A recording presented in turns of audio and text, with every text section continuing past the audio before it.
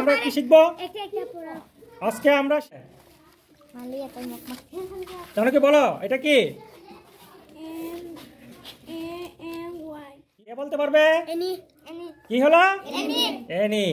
তো এনির সঙ্গে এম যোগ করলে কি হয়? মেনি। সুয়েশ বলো কি বলেছ? পেন। ঠিক আছে, পেন। এটার সঙ্গে উ যোগ করলে কি হয়? শেলি বলো তো? এভেল। কি? এভেল। এভেল হইল না? এটার সঙ্গে যদি আমি টি যোগ করি তাহলে কি হবে? টেবল। এই তো টেবল। ঠিক আছে, আবার এটার সঙ্গে যদি আমি এস যোগ করলে কি হবে?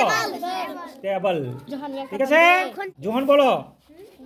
I N K ink. Very good. তাহলে আই এন কি ইঙ্ক। ইঙ্কের সঙ্গে যদি আমি আরেকটা লেটার যোগ করে দিই এল তাহলে কি হবে? কি? লিঙ্ক। আমি তাকে বলবো। ঠিক আছে, এবারে জোহন বলো তো বি যোগ করলে কি হবে? ব্লিং। কি হবে?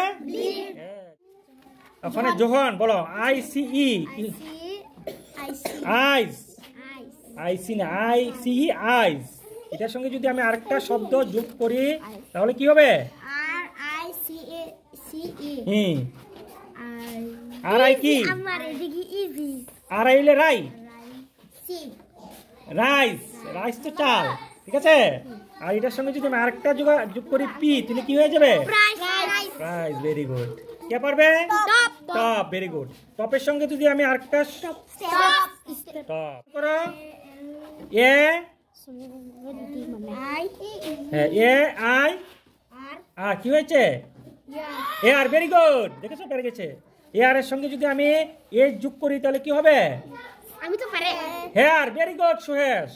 হেয়ার এর সঙ্গে যদি আমি সি যোগ করি চেয়ার। বলো চেয়ার। বলো ভেরি গুড। দেখেছো পেরে গেছে। আই ডাবল এল ইল। এর সঙ্গে যদি আমি এস যোগ করি তাহলে কি হবে? হিল। Very good. তোরা আবার যদি সি যোগ করি তাহলে কি হবে? চিল। Very good. হ্যাঁ রিয়া বলো কিটা? ওয়ান। Very good. এটার সঙ্গে যদি টি যোগ করা তাহলে কি হবে? টোন। কি হয়েছে? এটার সঙ্গে যদি এস যোগ করি তাহলে কি হবে? স্টোন, মানে পাথর। ঠিক আছে, টোন হইলে শর্ট, ওয়ান হইলে এক। বুঝেছ?